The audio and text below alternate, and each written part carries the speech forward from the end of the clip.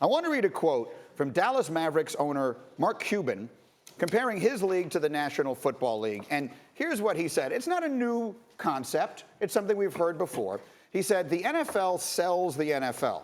The NBA sells its players. The NFL markets the NFL. The NBA markets its players, and players drive who we are in the NBA. You couldn't identify 90% of NFL players if they were standing right in front of you. That's a big part of their core problem.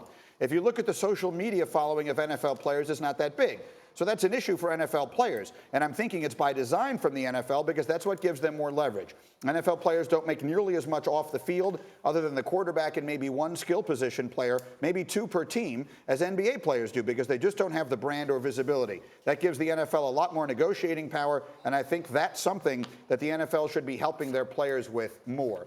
So I wanted to put together a little roundtable discussion on this. We have two former NFL players. We have a former NBA player and John McEnroe, who just knows everything about everything. Yeah, right. So Jalen, I'll just Good night, everybody.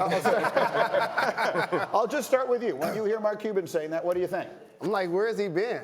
People have been saying this for the last 15 years. Yeah. Yep. Look no further than the logos. In the NBA, it's a player, Jerry West. In the NFL, it's a shield. And they always talk about making the shield great, not necessarily what's going to happen for the individuals. Can I throw a different idea into this, though? And I'll look at the football players as I do it. I understand why the NFL players would want to be marketed more and all that sort of thing. But, you know, there's an old expression, if it ain't broke, don't fix it. The National Football League is doing just fine doing things the way they are.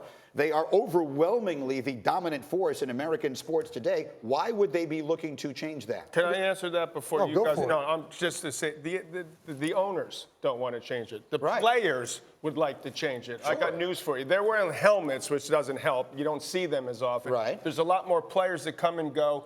You have non-guaranteed contracts. We've been there, done that, talked about that for God knows how many years. I feel for you guys that you have to deal with that. But let's face it, they want to absolutely keep it the same. We need to get McEnroe on the PA. I know, right? I'm trying to be commissioner of tennis. I can't even get that, so I don't think I'll get I guess commissioner what of I'm saying, football. though, is Mark Cuban is saying that's a big part of their core problem. Does the NFL have a core problem with popularity right now? But as you look forward, you're always trying to look to grab the new, younger dynamic. And we've talked about this with baseball. As the demos age, you have to be captivating new and younger fans. And this is the way fans connect to their sport, through individuals. They'll follow them from team to team. And one of the other big issues is you see guys in the NBA, they play for 10, 15, 20 years. The only guys you see do that in the NFL are quarterbacks, because the average lifespan of a player, 3 to 5 years, maybe 7 or 8. It's not comparable situations in every way. Darius Butler, for those who don't know, you were in New York because you were currently getting an MBA at Fordham. So you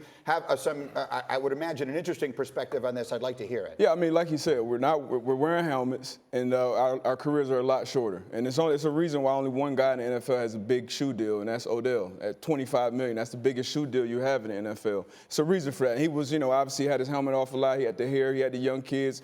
I think the best thing that's happening for the NFL now is the fantasy football. That's growing guys' brand, but once again, that's only offensive players. So I agree with what Cuban said, and like Jalen said, we've been talking about it for years. The NFL has to do a better job of helping the players. The one thing, too, is NFL owners don't like, and management and even coaches, they don't like players that draw attention to themselves. They want guys that fall in line, that do their job. You look at New England, do your job. Do your job, Outside of Tom Brady, nobody cares. So that's what they want, guys that'll do what they're supposed to do and enhance the brand, and don't try to detract from the overall team. I understand that, but look, there's another way of looking at this, and anyone who knows me and has listened to me over the years, I love the sport of tennis. I grew up playing it, I grew up watching it. I grew up watching this guy and a lot of other players, and there were enormous personalities in the sport when you were playing, and it felt like it was an event every single week, and I feel like the sport has lost a little bit. We have an unbelievable advantage. We should be doing a lot more for that. We're not doing that, so we need to encourage these players. It's as bad as Kyrgios competes half the time. He tanks. But, meanwhile, he's as big as Federer and Nadal and Djokovic, and on social media, I'm predicting. Yeah. In football, you don't have that. I mean, you got 90 guys, fighting for positions. That's why you see AB down to doing 53. I mean, it is an unbelievable difference. We got to do better, but so does football. And also, unfortunately for football, perception has become reality. So yes, in social media, endorsements and commercials, the NBA players just trump NFL players. But what about the things that have now caused fear? Concussions, opioids, players retiring early. Just saw Gronk do it. when a great player like him says he was crying after the Super Bowl, Yeah. because he was laying in the bed and his body hurts, that does not help your sport. Look at what happened with Andrew Luck as well. And lastly, you know what else the NBA doesn't have? Holdouts.